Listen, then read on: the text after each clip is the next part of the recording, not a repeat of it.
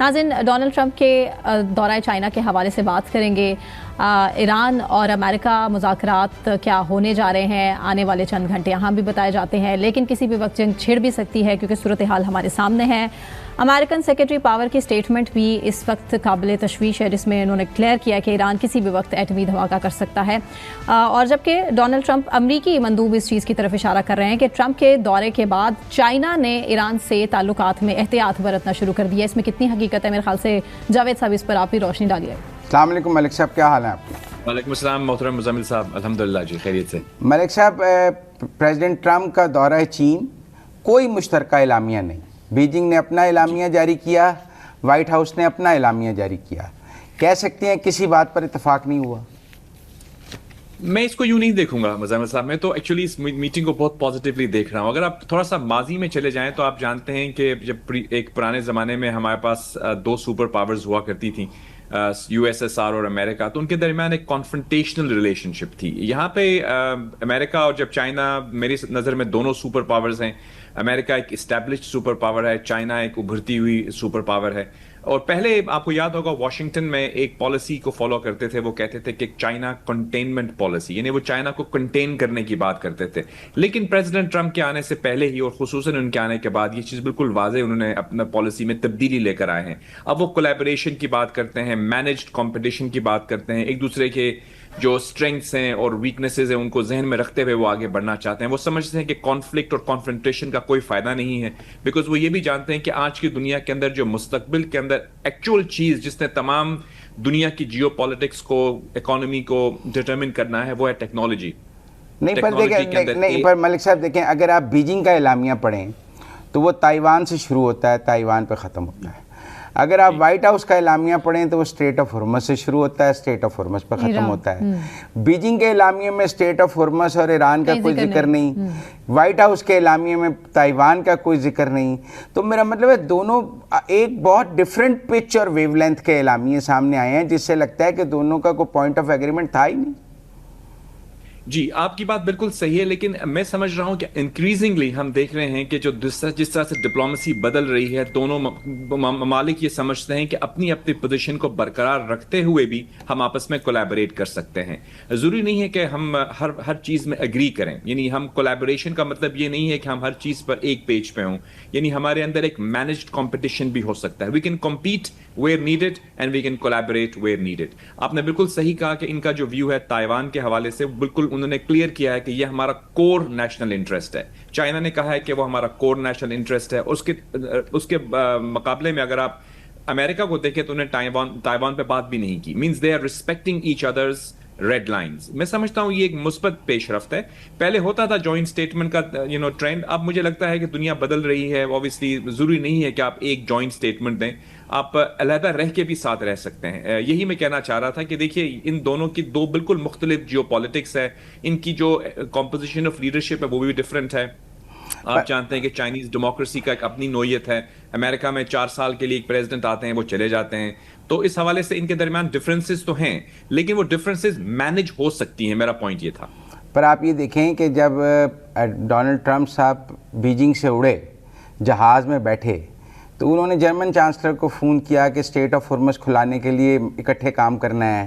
انہوں نے جاپان کے پرائم منسٹر سے بات کی اور انہوں نے اسٹریٹ آف ہارمز کو کھلانے کے لیے اپنی ایکٹیویٹی مائنس چائنا جہاز سے ہی شروع کر دی۔ اس کا مطلب ہے چائنا سے تو اس بات پر کوئی اتفاق نہیں ہوا، اور اب ہمیں یہ نظر آتا ہے کہ ایک جنگ دوبارہ شروع ہونے لگی ہے، چاہے وہ اسٹریٹ آف ہارمز کو کھلانے کے لیے ہے یا وہ ایران سے ڈیل نہ ہونے کے نشانے میں ہے، لیکن ایران امریکہ جنگ دوبارہ ہمیں نظر آ رہی ہے۔ جی ایبسلیوٹلی مزمل صاحب، میں اس طرف آ رہا تھا۔ میں ایکچولی یہ کہنے کی کوشش کر رہا تھا کہ جو چائنا اور امریکہ کے درمیان یہ سمٹ تھا، میری نظر میں وہ ایک it had a bilateral agenda. اس کے اندر صرف اور صرف ایران اور امریکہ کو ڈسکس نہیں کیا گیا۔ اس حوالے سے جو آپ بات کہہ رہے ہیں وہ بالکل صحیح ہے، لیکن یہاں پہ اور بہت سی ایسی چیزیں تھیں جن کے اندر ان کے اندر انڈرسٹینڈنگ ڈیولپ ہوئی ہے میری نظر میں۔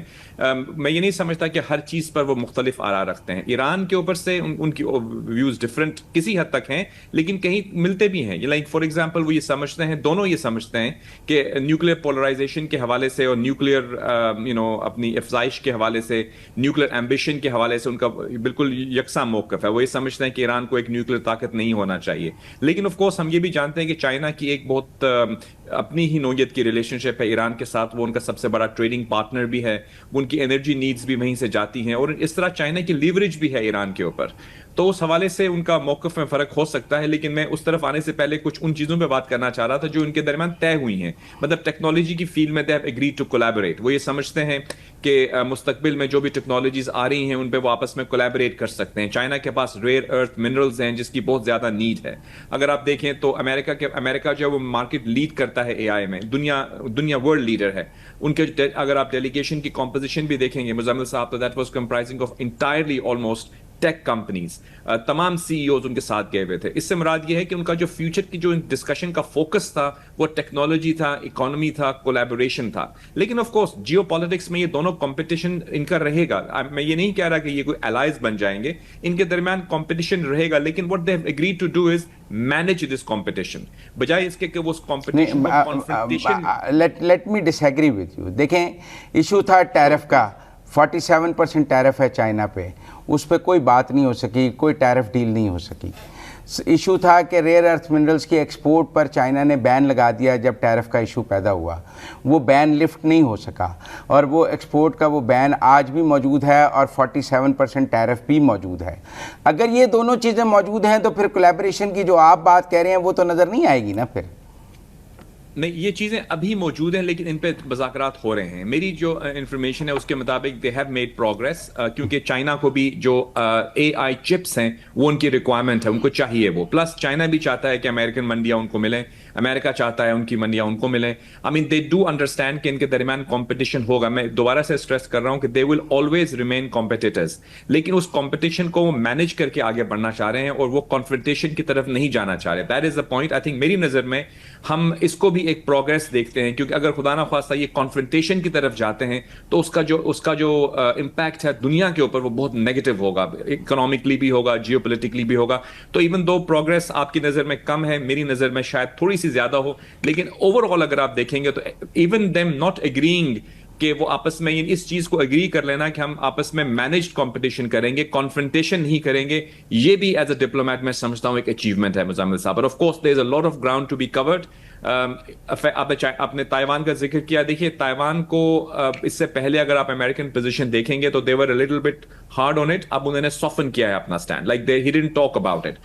2-3 دفعہ ان کو پوچھا گیا مختلف اوقات میں تائیوان کے بارے میں, انہوں نے نو کامنٹ ٹائپ جواب دیا, which basically means کہ وہ ریسپیکٹ کر رہے ہیں چائنا کی اس ریڈ لائن کو جو کہ چائنا نے ان کو دی ہے. اس حوالے سے اگر آپ دیکھیں کہ جنگ کے حوالے سے جب بات ہوئی تو اوبیسلی وہ یہ بھی کہہ سکتے تھے کہ چائنا ان کے بارے میں کوئی نیگیٹو اسٹیٹمنٹ دے سکتا تھا, لیکن انہوں نے نہیں دیا. میں یہ سمجھتا ہوں کہ ابھی بھی بیہائنڈ دا سینز کچھ معاملات ایسے ہوئے ہیں, کیونکہ اوبیسلی جو چائنا کا لیوریج ہے ایران کے اوپر, میری نظر میں وہ اس کو ضرور یوز کر کے اس مسئلے کا حل تلاش کرنے میں اپنا وزن ڈالیں گے. وہ کس حد تک ڈالتے ہیں that is remains to be seen, کیونکہ الٹیمیٹلی ان کی بھی انٹرسٹ میں ہے کہ اپنا ہرمز کھلے.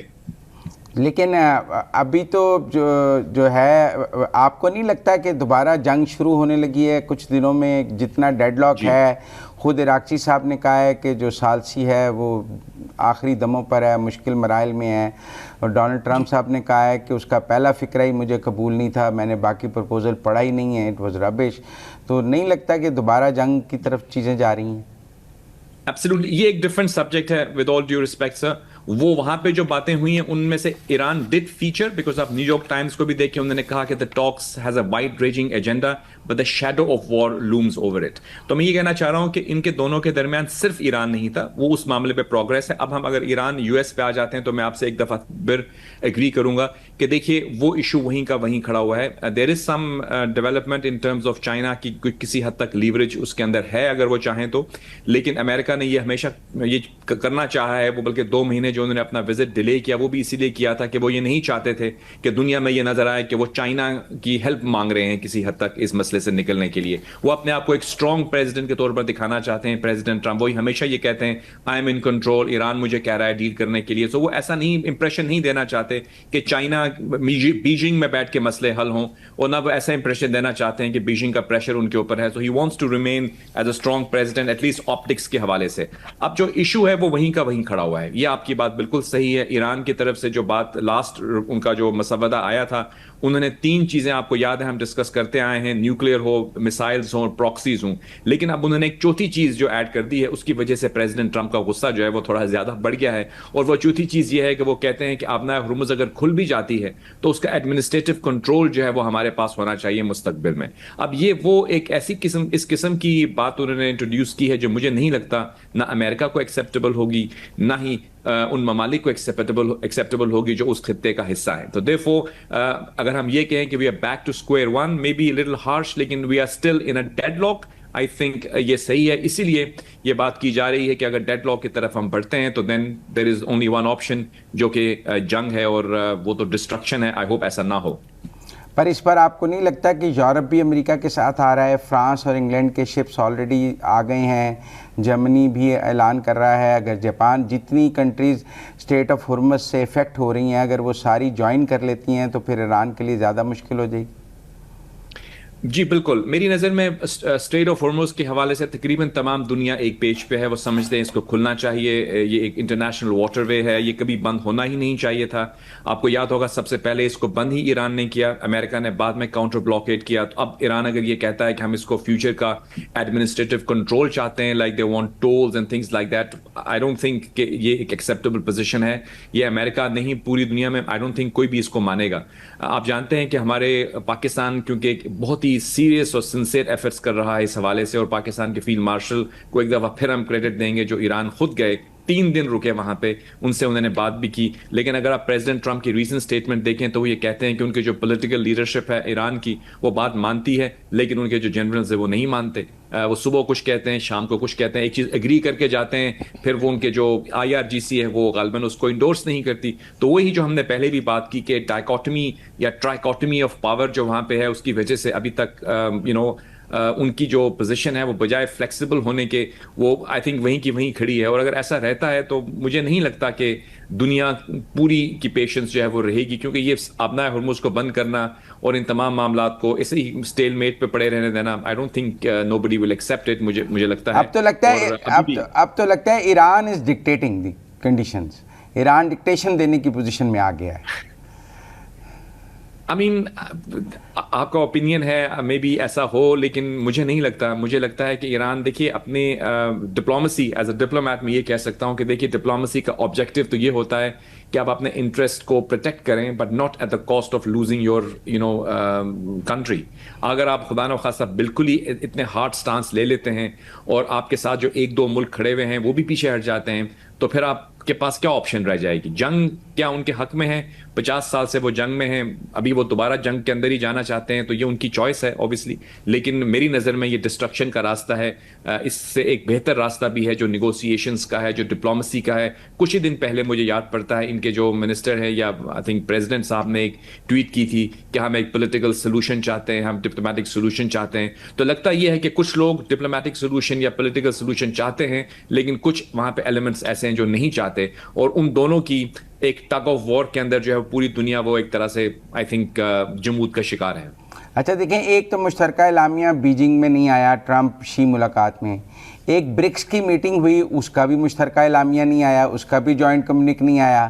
یہ کیا ہو رہا ہے دنیا میں؟ اب سب بیٹھتے ہیں اور ایک کسی چیز پر ایگری نہیں ہو پاتے. آئی تھنک وہ کہتے ہیں نا agree to disagree, I think یہ ہو رہا ہے. موسٹ آف دا کنٹریز جو ہیں وہ آئی تھنک یہ ریئلائز کرتی ہیں کہ دیکھیں ہر کنٹری کی سوورینٹی ہے. یہ جو بلاکس ہیں یہ اوبیسلی اوریجنلی بلاکس بنے تھے with different agendas. As the world has evolved countries کے جو ہیں وہ انٹرسٹ کہیں نہ کہیں آپس میں ڈائیورج بھی ہو جاتے ہیں. تو بعض اوقات یہ آف کورس ٹریڈیشنلی ڈپلومسی میں یہی ہوتا تھا کہ جو ایک بلاک تھا وہ ایک طرح سوچتا تھا, اس کی تمام معاملات پہ ایک ہی اوپینینز ہوتے تھے. اب ایسا نہیں ہے. اب ایون اگر آپ یورپ میں چلے جائیں, جرمنی ہے, فرانس ہے, یورپ کے تقریباً آئی تھنک 30 سے زیادہ ممالک ہیں. پہلے جب وہ شروع ہوئے تو صرف 8 تھے. اب 30-35 ممالک کے ڈفرینٹ آرا ہو سکتی ہیں, بٹ اسٹل وہ یورپین یونین کا حصہ ہیں. بہت کم ایسا ہوتا ہے جیسے کہ برطانیہ نے بریگزٹ کر دیا, وہ نکل گئے اس بلاک سے, اب پھر ریگریٹ کر رہے ہیں, واپس آنے کی بات کر رہے ہیں. تو اوبیسلی ڈفرینسز رہ سکتی ہیں, اور اس کے باوجود آپ کسی نہ ایک براڈ انڈرسٹینڈنگ برقرار رکھ سکتے ہیں. میں سمجھتا ہوں اگر ہم یوں کہیں کہ دس از دا نیو نارمل تو شاید غلط نہیں ہوگا. دیکھیے ہمارے ہاں انفارچونیٹلی ڈپلومسی میں, کیونکہ بہت سے ڈپلومیٹس جو ہوتے ہیں وہ ٹریڈیشنل بیک گراؤنڈ سے آتے ہیں, تو بعض اوقات صرف باکس کے اندر سوچتے ہیں. اب دنیا باکس سے باہر رہ کے بھی سوچنے کی عادی ہو گئی ہے. تو سم ٹائمز ایک ڈفرنٹ پوائنٹ آف ویو اگر کوئی اسٹیٹ لے کے آتی ہے تو نیسسریلی میں اس کو نیگیٹولی نہیں دیکھتا. آئی تھنک اس کے اندر پازیٹیوز آپ دیکھ لیں اور نیگیٹیوز کو اگنور کرتے ہیں. That's how you move forward in diplomacy. میرا تو یہی پوائنٹ آف ویو ہے. ورنہ اگر آپ اس کو ایشو بنا لیں گے تو پھر تو آپ پھنسے رہیں گے, اس پوزیشن سے آپ باہر نہیں آئیں گے. تو میں اس کو نیگیٹو نہیں دیکھ رہا, لیکن آف کورس جس وجہ سے جوائنٹ کمیونیکے نہیں آیا تو اوبیسلی وہ تو سب جانتے ہیں. اوبیسلی ہر اسٹیٹ کا ایک اپنا پوائنٹ آف ویو ہے. I think we should respect that.